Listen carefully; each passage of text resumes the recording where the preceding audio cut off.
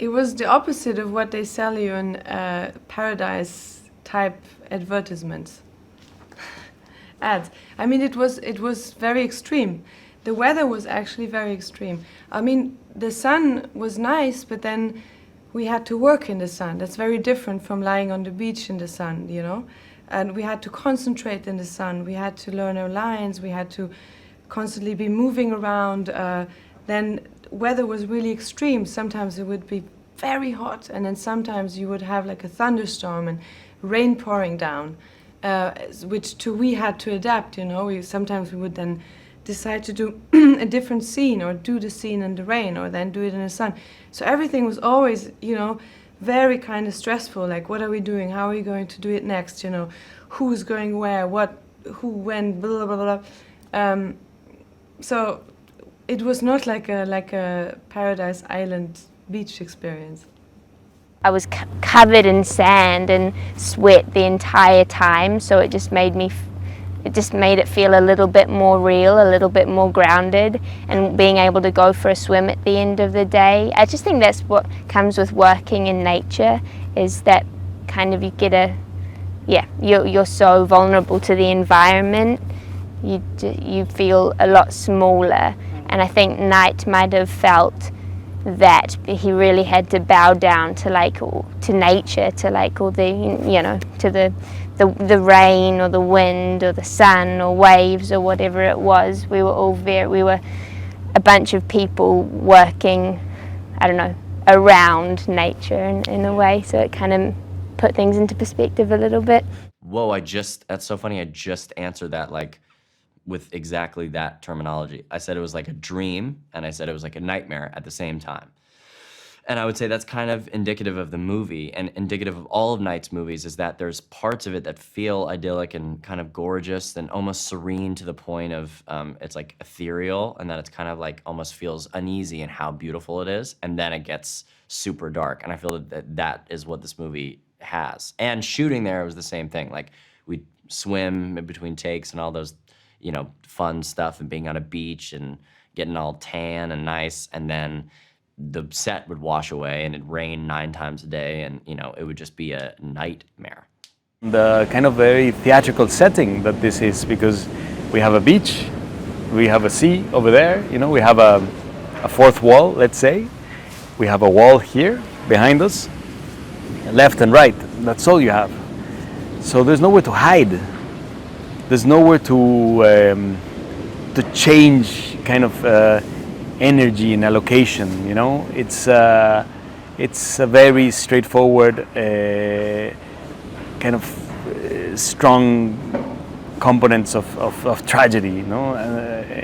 And that was something that was very, very interesting, because once you put that and those elements at play, well, you can come up with anything, and you can really come up with any convention of any, you know, any spell or mystery or sorcery that's going on, and so it challenged me in that sense. Like, when reading it, thinking, well, how are we going to do this? You know, how are we going to be able to achieve this? In my mind, Mid-Sized Sedan is he's a musician. Specifically a hip-hop musician, and I envision him in my mind as a very conscious lyricist. People who I drew inspiration from for this character are some of my favorite artists, like J. Cole, Kendrick Lamar, Nipsey Hussle, to name a few.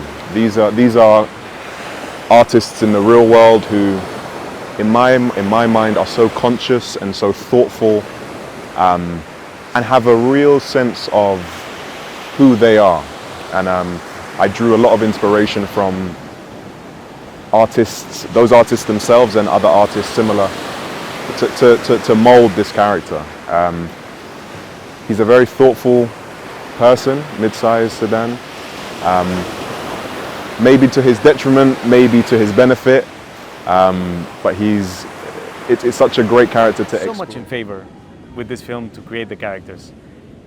First, because, okay, Guy and Priska are going through a very difficult situation in their matrimony, no?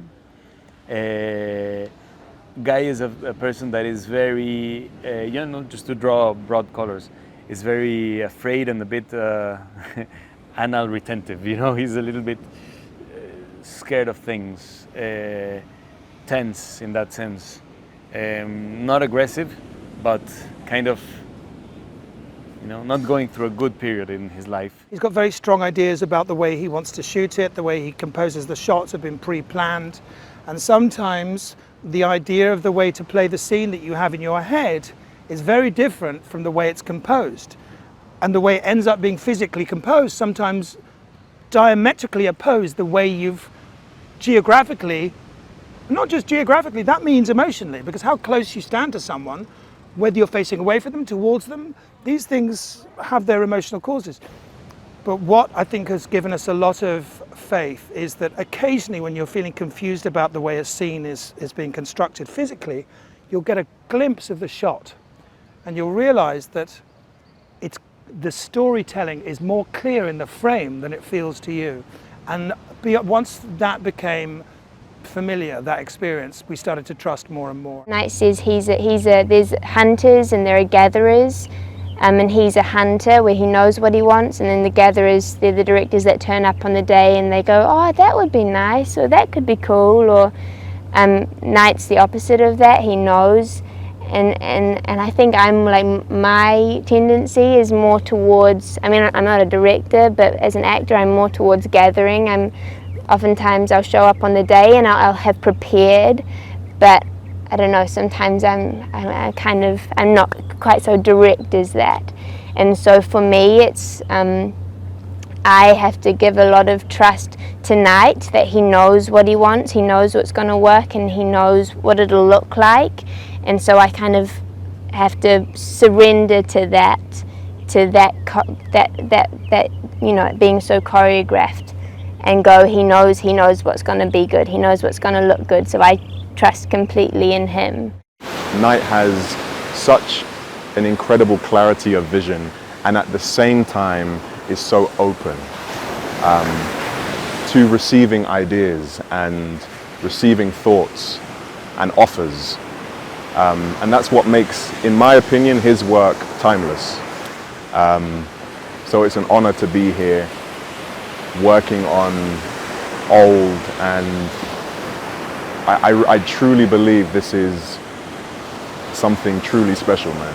But Knight, more than other directors, I find to be very collaborative, I guess is the best word that I can say, and open. I find him to be, as much choreographed as he is, I find him to be really open, and he's precise about what he's precise about. He's very precise about his words that he wrote, he's very precise about where the camera's going, he wants to see you. I find him to be the perfect combination of things, of directors, where he's both, trying to get you to do things very specifically, but also if you have an idea that you've thought about for a while, he's more than willing to embrace it. Knight really is looking out for your best interest, and Knight really has the whole picture, and is also with you in that moment. We're here for a reason.